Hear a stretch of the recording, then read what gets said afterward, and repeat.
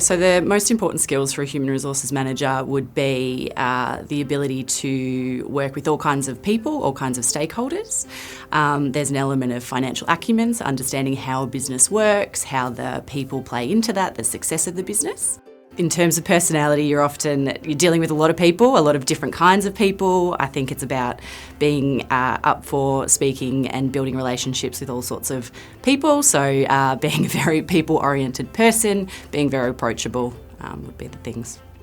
A candidate should focus on not just their experience in the role and what they know about the legislative requirements and some of the foundational elements of being an HR manager, but they should really focus on the impact that they have had. So some of the people programs or initiatives that they have brought to life and implemented, and then really what that impact has had on the organisation and the people in the organisation, using examples, using data, using examples of what some of their stakeholders have said and what those outcomes have actually been.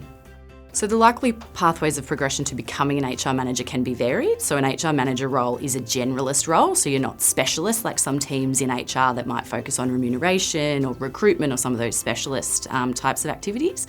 So the pathway to an HR manager can be quite generalist. You can come from often HR coordinator role where you've been doing a lot of the administration and policy kind of questions and supporting employees and leaders on that sort of front.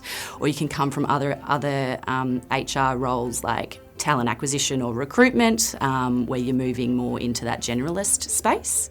So the advice I would give to somebody considering an HR manager would be it's a really interesting role. It's a very diverse role. It's not just about people. So if you want to just support people and speak to people all day, maybe not for you, but it has a really broad range of stuff, especially from a commercial perspective in terms of financials, understanding the business, dealing with a whole bunch of different people in a whole bunch of different industries. And it does have a good amount of flexibility in it. So if you're looking at doing it, I would suggest you do.